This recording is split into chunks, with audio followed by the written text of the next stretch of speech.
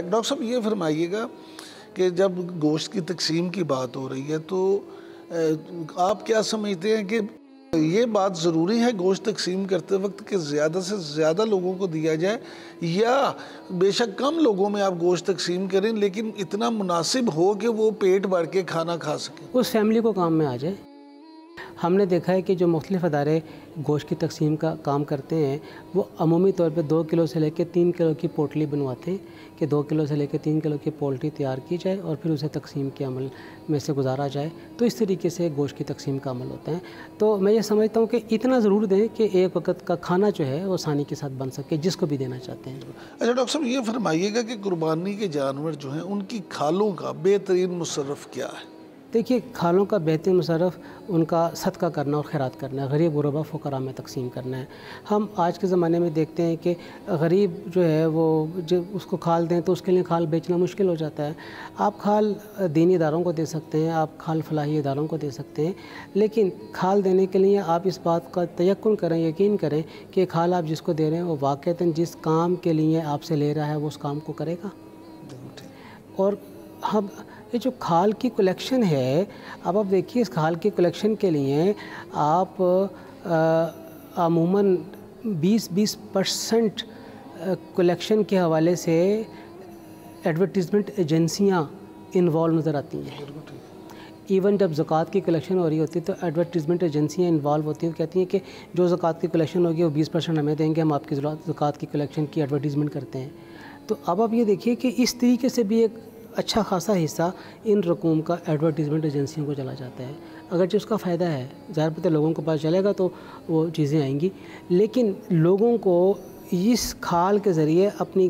گلی محلے علاقے کے لوگوں کو ان کی ویلفیئر کو سوچنا چاہیے کہ آپ کے علاقے میں کوئی دینی مدرسہ ہے، آپ کے علاقے میں کوئی چھوٹی ڈسپینسری کام کر رہی ہے، کوئی چھوٹے لیول پہ لوگ کام کر رہے ہیں، انہیں آپ کے صدقات کی ضرورت ہے، تو آپ ان کو یہ دیجیے۔ لیکن ڈاکٹر صاحب کیا مساجد کو کھال دی جائے؟ نہیں، مساجد کو کھال نہیں دے سکتے ہیں، مدرسے کو دے سکتے ہیں، مسجد کو کھال نہیں دے سکتے ہیں۔ ڈاکٹر صاحب یہ بتائیے گا کہ قربانی اور صدقے میں بنیادی طور پر فرق کیا ہے؟ دیکھیے،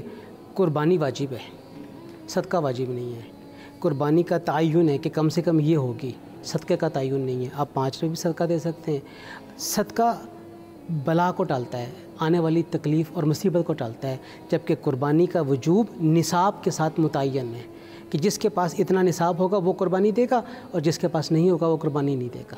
اچھا ڈاکٹر صاحب یہ فرمائیے گا کہ اگر ایک کنبے میں 5 افراد ہیں، ماشاءاللہ سب صاحب حیثیت ہیں، تو ان 5 پہ ہی قربانی فرض ہے، یا اگر کنبے کا سربراہ قربانی دے دیتا تو سب کی قربانی؟ ان 5 پہ ہے۔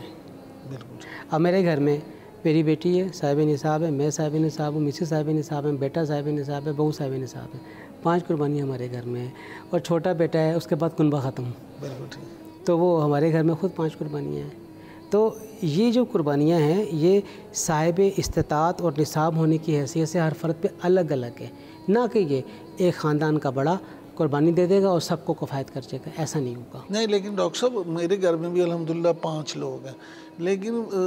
گھر کے سربراہ ہونے کی حیثیت سے اگر میں ہی تمام جانور خریدتا ہوں لیکن نیت یہ کرتا ہوں کہ یہ میری بیوی کا حصہ ہے، ٹھیک ہے، کوئی حرج نہیں ہے، بالکل کوئی حرج نہیں، بالکل ٹھیک ہے۔ یعنی یہ ضروری نہیں کہ وہ اپنی جیب سے پیسے، ہاں، یہ ضروری نہیں ہے، اگر کوئی ان کی طرف سے کر دیتا ہے تو فبیا، بالکل ٹھیک ہے۔ بالکل ٹھیک ہے۔ اچھا ڈاکٹر صاحب ایک سوال جو بڑا اہم ہے وہ یہ ہے کہ بعض اوقات ایسا ہوتا ہے کہ جیسے آپ نے بتایا کہ جی میرا کیٹل فارم ہے،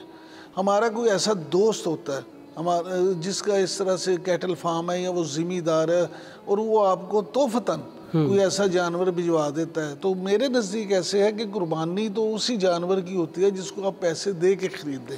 جی، تحفے میں آ گیا ہے،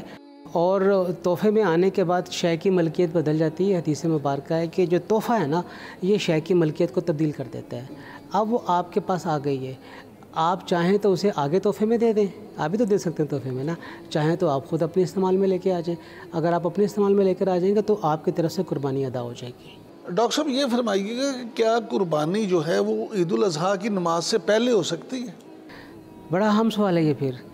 عید الاضحیٰ کی نمازیں مختلف اوقات میں ادا کی جاتی ہیں شہر کے اندر، تو کوئی بھی قربانی کسی بھی شخص کی طرف سے جب ادا کی جائے اس بات کا یقین ہو کہ وہ شخص عید کی نماز پہلے پڑھ چکا ہے۔ کیونکہ نبی کریم صلی اللہ علیہ وسلم کے دور میں بعض صحابہ نے عید کی نماز سے پہلے قربانی کر لی، تو آپ نے فرمایا اپنی قربانی کو جا کر لوٹاؤ۔ تو اس سے یہ بات آئی کہ پہلے عید کی نماز فصلی لربک وانحر، پہلے نماز پڑھو پھر قربانی۔ لیکن ڈاکٹر صاحب یہاں یہ سوال بھی پیدا ہوتا ہے کہ قربانی کرنے والے تو نماز پڑھ لی، لیکن قربان کرنے والا کسائی اگر نمازی نہیں ہے یا کرسچن ہے تو پھر قربانی اچھا، اس بات کا خاص خیال کریں، کرسچن نہیں ہونا چاہیے، اور تکبیر آپ خود پڑھ لیں، اور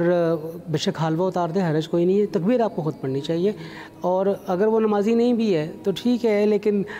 تکبیر جب آپ پڑھ لیں گے تو وہ تمام چیز اس میں کور اپ ہو جائیں گی۔ اچھا ڈاکٹر صاحب، آخر میں صرف یہ فرمائیے گا کہ بعض لوگ قربانی اور عقیقہ اکٹھے کر لیتے ہیں، کیا اسلام میں اس کی اجازت ہے؟ دیکھیے، جو فقہا ہیں وہ عقیقے کو قربانی کے برابر ہی تصور کرتے ہیں، کیونکہ عقیقہ بھی ایک بچے کا حق بنتا ہے کہ اس کے والد اس کی طرف سے کریں۔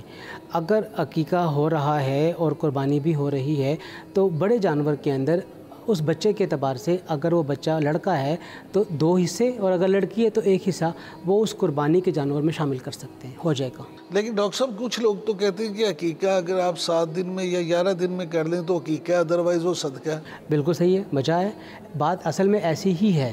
کہ وہ 7 دن ہی ہونا چاہیے، لیکن اگر کوئی بعد میں کرتا ہے اور عقیقے کے نام پہ کرتا ہے تو عقیقہ اور قربانی یہ آپس میں جمع ہو سکتے ہیں۔ ڈاکٹر صاحب، ہمارے ناظرین کے لیے عید کے موقع پہ کوئی اگر خاص پیغام آپ دینا چاہتے ہیں؟ دیکھیے، سب سے بڑی بات ہم یہ سمجھتے ہیں کہ عید الاضحیٰ اور عید الفطر یہ اللہ تعالیٰ کی طرف سے خوشیوں کے دن بنائے گئے ہیں، ان دنوں میں خوشیوں کا اظہار کرنا چاہیے، اور جو خوشی کا اظہار ہے اللہ تعالیٰ نے خود بتا دیا کہ سب سے پہلے آ کے میری بارگاہ میں 2 رکعت نماز عید کی پڑھو، اس کے بعد پھر تمہاری خوشی کا آغاز ہوگا، اور پھر اس خوشی کے اندر ہمیں غریب غربا فقراء کو بھی شریک کرنا ہے۔ عید الفطر کے موقع پہ ہم نے صدقہ فطر ادا کیا، اور عید الاضحیٰ کے موقع پہ ہم اپنی قربانیوں میں سے گوشت غریب غربا فقراء کے لیے نکال کے انہیں بھی خوشیوں میں شریک کریں گے۔ اور تیسری چیز یہ ہے کہ اس وطن کے ساتھ ہمیں محبت کرنی چاہیے، یہ وطن ہے تو ہمارا دین بھی ہے، ہمارا وجود بھی ہے، ہمارا ایمان بھی ہے، اور ہم بھی باقی اسی وطن کی وجہ سے ہیں۔ ڈاکٹر صاحب یہ فرمائیے گا کہ جب گوشت کی تقسیم کی بات ہو رہی ہے تو آپ کیا سمجھتے ہیں کہ یہ بات ضروری ہے گوشت تقسیم کرتے وقت کہ زیادہ سے زیادہ لوگوں کو دیا جائے، یا بے شک کم لوگوں میں آپ گوشت تقسیم کریں لیکن اتنا مناسب ہو کہ وہ پیٹ بھر کے کھانا کھا سکیں؟ اس فیملی کو کام میں آ جائے۔ ہم نے دیکھا ہے کہ جو مختلف ادارے گوشت کی تقسیم کا کام کرتے ہیں وہ عمومی طور پہ 2 کلو سے لے کے 3 کلو کی پوٹلی بنواتے ہیں کہ 2 کلو سے لے کے 3 کلو کی پولٹری تیار کی جائے اور پھر اسے تقسیم کے عمل میں سے گزارا جائے، تو اس طریقے سے گوشت کی تقسیم کا عمل ہوتا ہے۔ تو میں یہ سمجھتا ہوں کہ اتنا ضرور دیں کہ ایک وقت کا کھانا جو ہے وہ آسانی کے ساتھ بن سکے جس کو بھی دینا چاہتے ہیں۔